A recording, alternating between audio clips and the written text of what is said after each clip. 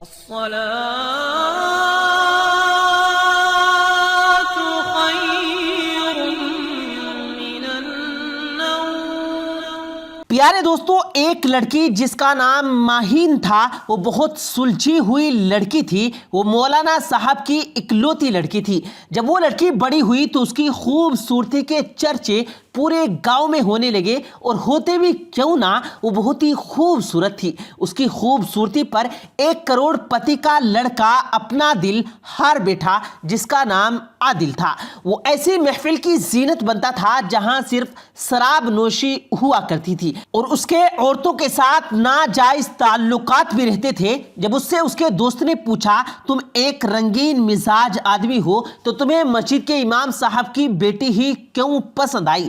تو عادل نے کہا، یہ چیزیں تو میں اپنے دل بہلانے کے لیے کرتا ہوں، مگر اس کو میں اپنے گھر کی زینت بنانا چاہتا ہوں۔ اس کے دوست نے کہا، اگر تم اس لڑکی کو اپنانا چاہتے ہو تو تمہیں یہ سب کچھ چھوڑنا پڑے گا۔ یہ سن کر کروڑ پتی عادل کو غصہ آ گیا۔ اس نے اپنے دوست سے کہا، میرے معاملے میں بولنے کی ضرورت نہیں ہے، میں وہی کروں گا جو میرا دل کرے گا۔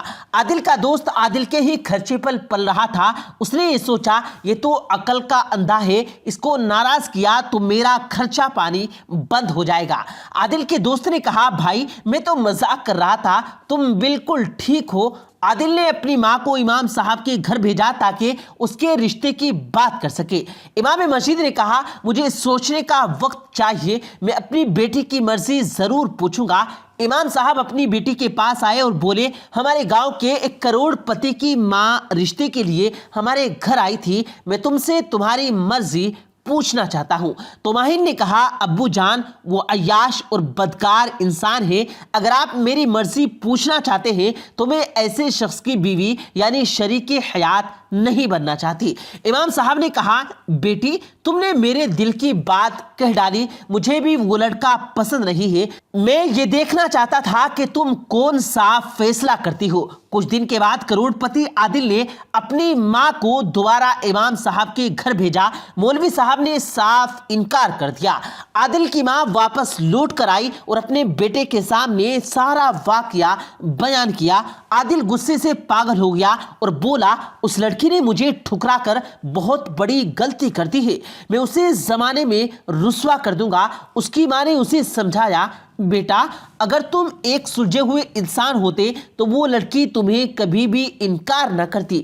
تمہارے پاس مال و دولت بھی ہے، ایک اچھا گھر بھی ہے، مگر ایک عورت مال و دولت اور گھر کو بعد میں دیکھتی ہے، پہلے یہ دیکھتی ہے کہ وہ آدمی کیسا ہے، اس کا ہونے والا ہم سفر کیسا ہے۔ کروڑ پتی بیٹی عادل کو اپنی ماں پر بھی غصہ آ گیا، وہ سچائی برداشت نہیں کر سکتا تھا۔ ایک دن ماہین گلی سے گزر رہی تھی، تبھی عادل اس کے سامنے آ گیا اور اس نے ماہین سے کہا، اب ذلت اٹھانے کے لیے تیار ہو جاؤ، میں تمہیں بدنام کرنے میں کوئی کسر نہیں چھوڑوں گا۔ ماہین نے کہا، عزت اور ذلت خدا کے ہاتھ میں ہے، اگر وہ کسی کو ذلیل کرنا چاہے تو اسے کوئی معزز نہیں کر سکتا، اور اگر وہ کسی کی عزت کی حفاظت کرنا چاہے تو کوئی دوسرا اسے ذلیل نہیں کر سکتا۔ یہ کہہ کر ماہین چلی گئی، لیکن اب کروڑ پتی کا بیٹا ماہین کو بدنام کرنے کے لیے منصوبے سوچنے لگا۔ وہ ماہین کو بدنام کرنے کے لیے عجیب و غریب منصوبے بنا رہا تھا۔ کبھی وہ خود سے خط لکھ کر لوگوں میں یہ مشہور کر دیتا کہ یہ لو لیٹر ماہین نے مجھے بھیجا، کبھی یہ الزام لگا دیتا کہ ماہین مجھ سے رات میں ملنے اکیلے آتی ہے۔ عادل نے جو ممکن تھا وہ اس نے کیا، مگر گاؤں کے سب لوگ جانتے تھے یہ صرف الزام ہے، اس کا حقیقت سے کوئی لینا دینا نہیں ہے۔ ایک دن مولوی صاحب اپنے چچا زاد بھائی کے بیٹے کی شادی میں جانے کے لیے دوسرے گاؤں میں گئے۔ ماہین اور اس کی ماں بھی شادی میں شرکت کرنے کے لیے تیار تھی۔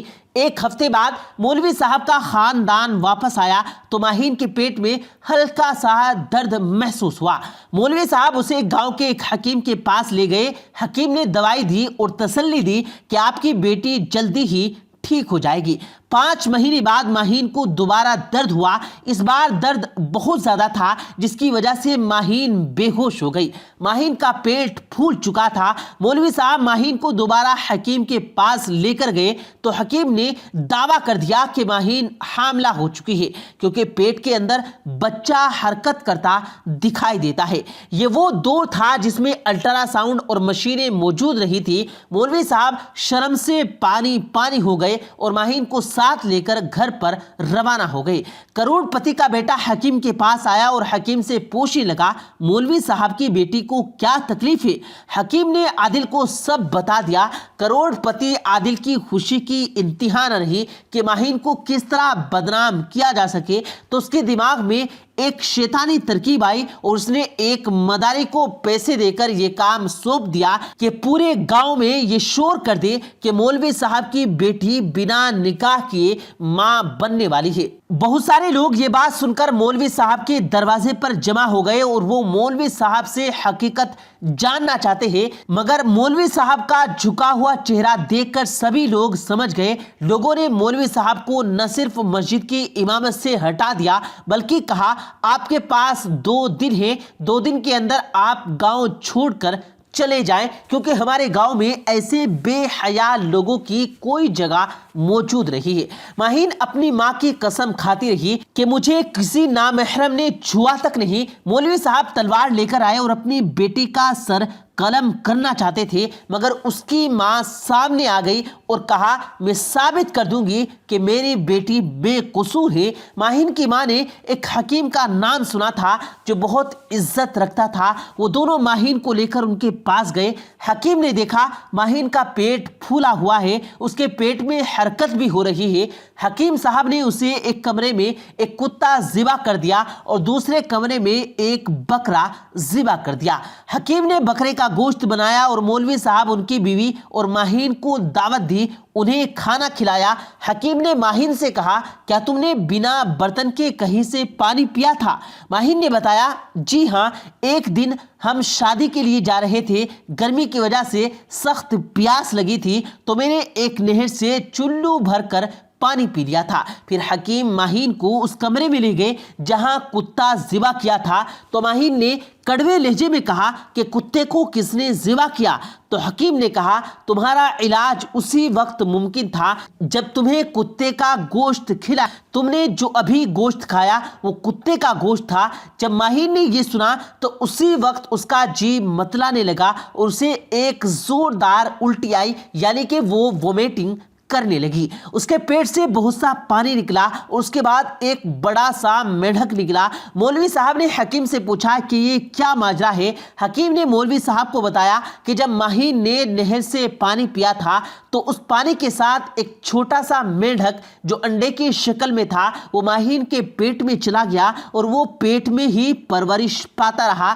جب وہ پورا میںڈھک بن گیا تو پیٹ پھولنا شروع ہو گیا، بالکل اسی طرح جیسے ایک عورت حمل میں ہو۔ اس کے بعد جب گاؤں والوں کو اس حقیقت کا پتہ چلا تو وہ مولوی صاحب سے معافی مانگنے لگے اور پھر اپنے گھر واپس آ گئے۔ اور پھر اس واقعے کے بعد مولوی صاحب پوری زندگی اپنی بیٹی سے معافی مانگتے رہے کہ بیٹی مجھے معاف کر دینا، میں نے تمہیں غلط سمجھا، میں نے تمہارے کردار پر شک کیا تھا۔ پیارے دوستو، کبھی بھی کسی پر حالات دیکھ کر تہمت نہیں لگانی چاہیے۔ کچھ بھی بولنے سے پہلے 2 بار ضرور سوچ لینا چاہیے کہ اس کا انجام کیا ہونے والا ہے۔ پیارے دوستو، امید کرتے ہیں آپ کو آج کی ہماری یہ ویڈیو ضرور پسند آئی ہوگی۔ اگر آپ کو یہ ویڈیو پسند آیا ہو تو اس ویڈیو کو دل سے لائک کریں اور زیادہ سے زیادہ لوگوں تک اس ویڈیو کو ثواب کی نیت سے شیئر کریں، اور اس ویڈیو کے بارے میں آپ کی کیا رائے ہے کمنٹ سیکشن میں اپنی رائے کا اظہار ضرور دیں، اور مزید اسی طرح کی روز کی ویڈیو پانے کے لیے ہمارے چینل کو ضرور سبسکرائب کریں۔ ملتے ہیں پھر ایک نئی ویڈیو کے ساتھ، تب تک کے لیے اللہ حافظ۔